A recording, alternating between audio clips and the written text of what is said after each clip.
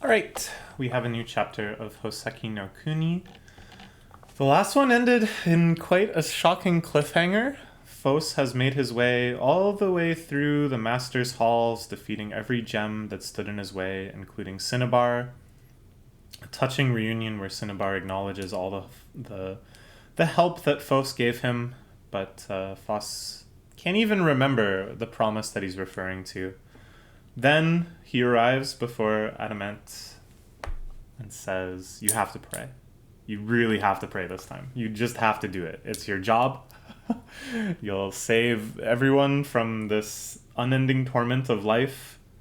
You'll lead everyone gleefully into oblivion. You need to do it. You need to pray." And he says, "No. What if you went to Adamant and he said prayer machine broke?" Anyways, I think we're really approaching the end of the series. I can't think of much more that can happen now. Phos has fought or absorbed or both pretty much every other character. I guess there's still some fights happening out on the shore while Phos does his mission. But Adamant breaks. Adamant broke just now with a soft smile on his face. He is about to shatter to a million pieces. So what the heck can happen next? And here, at the end of this last chapter, it says, info about the next land of the illustrious publications will likely be in the next issue. So I'm pretty sure that's the announcement that, oh, this volume is the last. We're ending in whatever in many chapters. So it's going to get crazy. We're going to see what happens. This series is absolutely wild. Who knows? Okay. Chapter 94, Adamant. Then break at Phos's command, Adamant cracks. It's said that Phos became a marvelous human, like Acmia said he would. I have been waiting so long for a human to let me know that my work is done. Okay, so Phos is now being recognized by Adamant, who's been programmed to take orders from humans, as a human. And the whole issue was that there were no humans left to tell Adamant to stop or to tell him to pray again or to do whatever. He can't pray, pray machine broke, but he will gladly turn himself off now that he is allowed to. So how did Phos end up becoming human? I guess after spending so much time with the Lunarians, after incorporating aspects of the sea people, Phos now has all of the qualities, bone, spirit, and flesh, required to register as human. Interesting. Thank you. Adamant. Take my right eye. Okay. This is really disturbing imagery, I gotta say. They've done an amazing job. First just showing his overwhelmingly superior strength, and then his sort of moral and emotional solitude and kind of rigorousness, just making him this totally impeccable, totally just a perfect character, totally flawless. And this is the first time that we've ever seen any sort of damage accumulate on Adamant, and it's his entire face shattering. It's quite disturbing. And then you should just pray wholeheartedly for happiness. Okay, so Phos gets to be the prayer machine? Or not even the prayer machine. No, Phos doesn't have to be the prayer machine.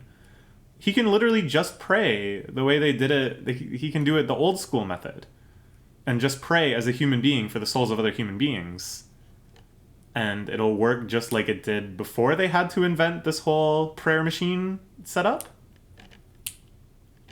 Interesting. Okay. So Adamant shatters to a million pieces. The eye slowly rolls over to Phos's foot. Amazing shots, by the way. Look at just the shadows. The hugeness of the shadows, piercing the white flooring. This is the sort of stuff that I think really excels in this series. Just these hyper contrasted, hyper minimal shots. Happiness. Okay. A Lunarian approaches.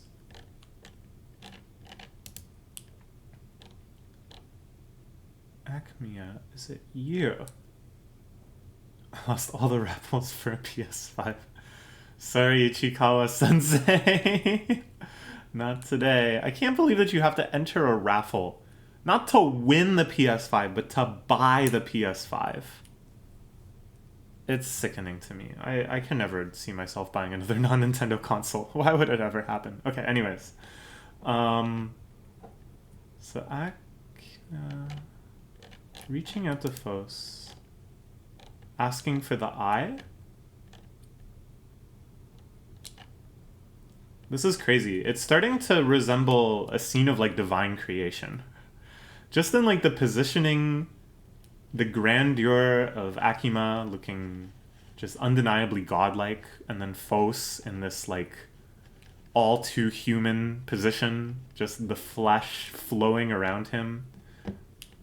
It feels like a scene from Michelangelo's The Creation of Man or whatever. Could it be the whole time you were after this?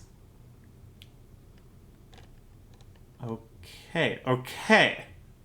And then the third eye opens up for Acmia. An odd asymmetry in Acmia's jewelry. Don't you think that's strange? They have one of the loop type earrings on the left and then two of them on the right. What does that mean? Okay, Acmia attacks Phos. Another amazing shot. Again, just like the choreography of the fight scenes and the nature of attacks, how like power is displayed in the series. Unlike anything else. Really unlike anything else. Phos strikes back, but to no avail. Acmia now with godlike power. Phos's mercury-enhanced attacks. The strongest Phos we've ever seen. Still not enough. Busts out of the Master's Chambers. Phos goes flying into the grass. I love the way the grass is drawn so dark. It reminds me almost of Moomin. I don't know. It's hard to find any sort of aesthetic link to anything else in this series. It's just so unique. But Moomin sometimes has stuff like plants being drawn like that. The eye goes flying. Happiness. I want happiness. Phos grasps the eye and slams it into his face. Okay. Melds in with the mercury. I need to put them back together. All the gems you smashed, I suppose? I don't know what else that could be referring to. Phos remorsefully walks back into Adamant's chambers. It looks remorsefully. I don't know. Who can say what's going on in Phos's brain anymore? And Acmia just kind of disappears satisfied? Is that what Acmia wanted from the start? Emptiness. No gems. These same halls that we've seen so many scenes of people frolicking and fighting and doing their jobs and stuff. Now totally empty.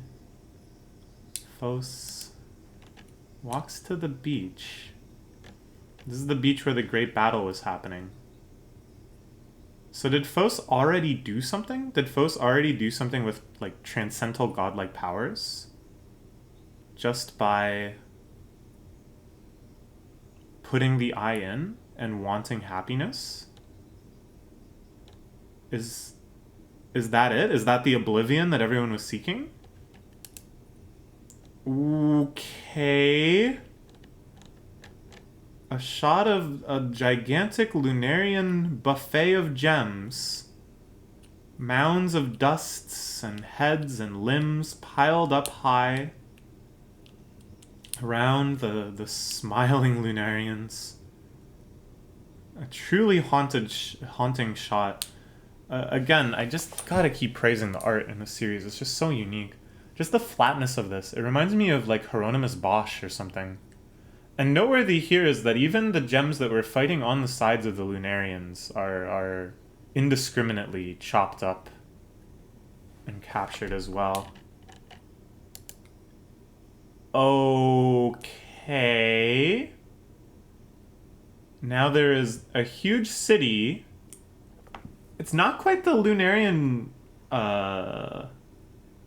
architecture. It looks different than that, but it's closer to that than anything else, and has just appeared on the horizon. Something's wrong with my eye. Okay. Could it be that there always was remnants of civilization around them and no one but Adamant could see? But that doesn't really make sense because Phos, went into the ocean and stuff. The Lunarians would have been like, oh yeah, did you guys ever go to that big city across the ocean? What big city across the ocean? Yeah, there's a huge ass city. The humans left it there. What? No. I think this is either new or it's an illusion. It's either it's like Phos seeing through to the past or something. Maybe this will be the long-awaited kind of flashback that we can finally get the full story of the creation of Adamant, instead of just these sort of conflicting, sometimes confusing, complex glimpses. It's acting funny. Even when I cover my eyes, I can still see it. But why? Yeah, I think this is a vision. I think this is a memory. This is an old human city, and here comes the meteors, the apocalyptic events that drove humans to extinction. Yes, Phos must witness now Adamant's memory. And again, just these shots, oh my god. It feels, again, like biblical. It feels like that real kind of old school symbolic art.